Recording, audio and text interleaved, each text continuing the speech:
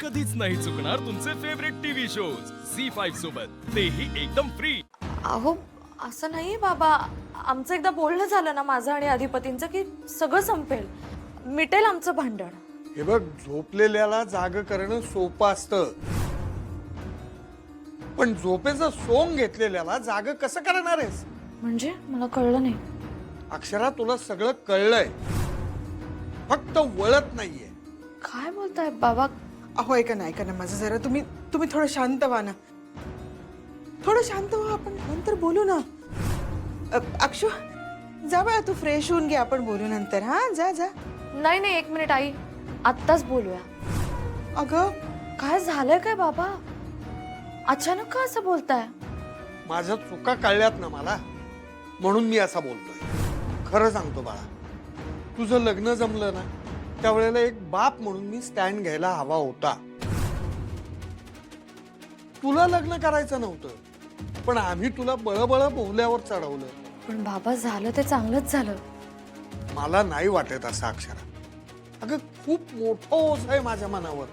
हे बघ, तुझ्यासाठी मी चांगला शिकलेला मुलगा शोधला नाही, शिक्षणाला महत्व देणाऱ्या एखाद्या मुलाशी तुझं लग्न लावायला हवं होतं, पण तेच एका अडाण्याशी तुझं लग्न लावून दिलं ग। बाबा, एकतर ते अडाणी नाहीयेत आणि अधिपती शिक्षणाला महत्व देत नाहीत, हे कोणी सांगितलं तुम्हाला? अगं, त्यांना शिक्षणाचं महत्व असतं तर ते स्वतः अडाणी राहिले असते का? बाबा, तुम्ही त्यांना सारखं अडाणी नका म्हणू, मला नाही आवडत। कमी शिकलेले आहेत ते, आणि ते मला म्हटलेच शिकणार आहेत म्हणून, मला खात्री आहे माझ्यासाठी शिकतील ते। तुझ्यासाठी त्यांनी शिक्षण सुरू केलं, पण तुझ्यासाठी ते आईसाहेबांना दुखवू शकतात का?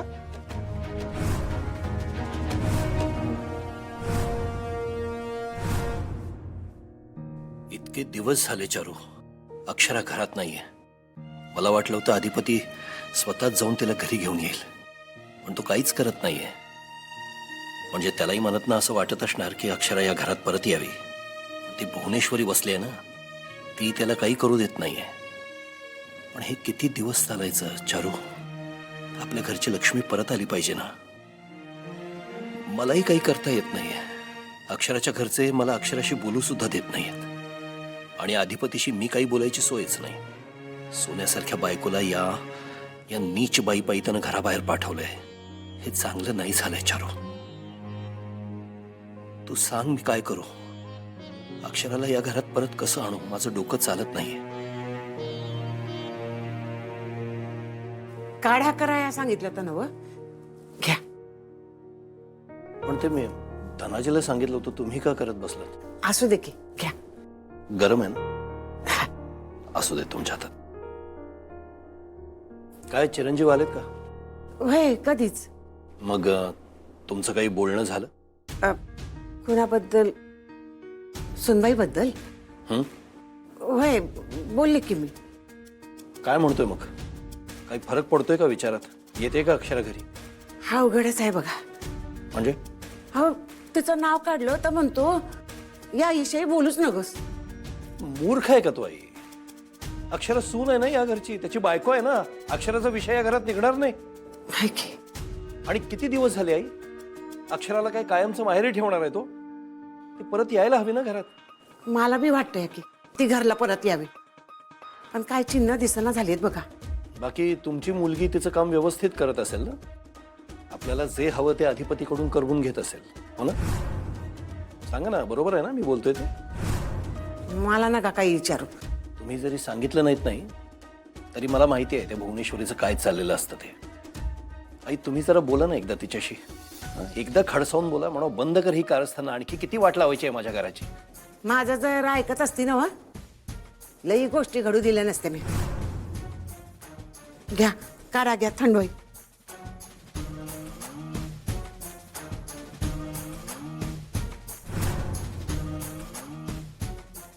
चारू, मला शांत बसून चालणार नाही आता। मला बोलायला हवं अधिपतीशी। अक्षू, अगं गप्प का तू? सांग ना। काय सांगू बाबा? हेच की अधिपती दुखवतील का त्या बाईचं मन? ती बाई स्वतः शिकलेली नाही, अधिपतींना शिकू दिलं नाही. का तर त्या बाईला शिक्षण नकोय, पण तिने स्वतःच्या फायद्यासाठी शाळा मात्र काढली. तिला शिक्षणाचा वावड आहे, तिला शिकलेल्या माणसांचा वावड आहे. अधिपती त्या बाईला विचारल्याशिवाय स्वतःबद्दल, त्या शाळेबद्दल कुठलेही निर्णय घेत नाही. आणि तू मला सांगतेस की अधिपती तुझ्यासाठी शिकतील?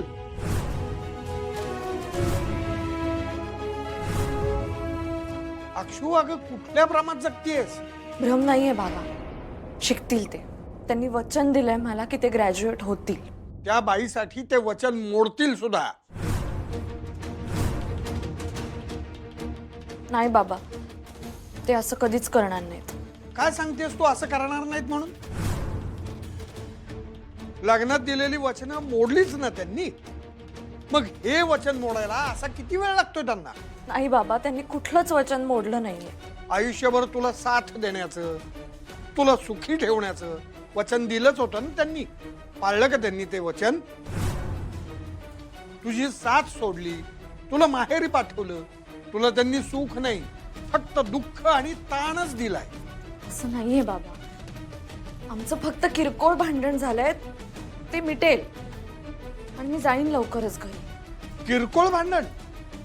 ते घर सोडून तुला इथे यावं लागलं, याला तू किरकोळ भांडण म्हणतेस? पण बाबा, नवरा बायको मध्ये भांडण होत नाहीत का? होतात ना. आणि माझं तर म्हणणं आहे की थोडीफार भांडणं व्हायलाच पाहिजेत. अगं, भांडणात सुद्धा प्रेम असतं, पण त्या भांडणात ना थोडक्यात गोडी असते. हे एवढं कोणी ताणत नाही ग.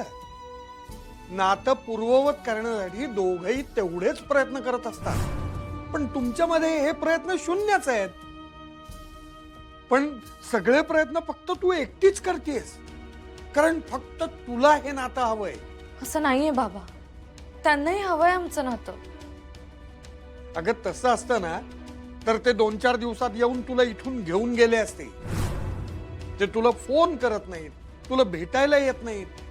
तू भेटायला गेलीस ना की फक्त भांडतात. यावरून त्यांच्या आयुष्यातली तुझी पायरी काय आहे ती कळली नाहीये का तुला? त्यांनी घराबाहेर काढलं तुला, तरी सुद्धा तू त्यांचीच बाजू घेऊन माझ्याशीच वाद घालतेस. तुला अजूनही त्यांचाच बोल काय? असं का करताय बाबा? चूक झाली त्यांची. चूक सुधारावी लागते अक्षू. एक चूक सुधारण्यासाठी दुसरी मोठी चूक करून पहिली चूक सुधारत नाही. बाबा, तुम्ही काय बोलताय मला खरंच कळत नाहीये, पण अधिपतींवर एवढे चिडू नका ना प्लीज.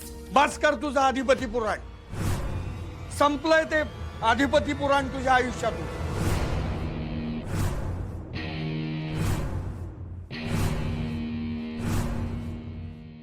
झी 5 ॲप डाउनलोड करा आणि पहा सर्व एपिसोड्स एकदम फ्री.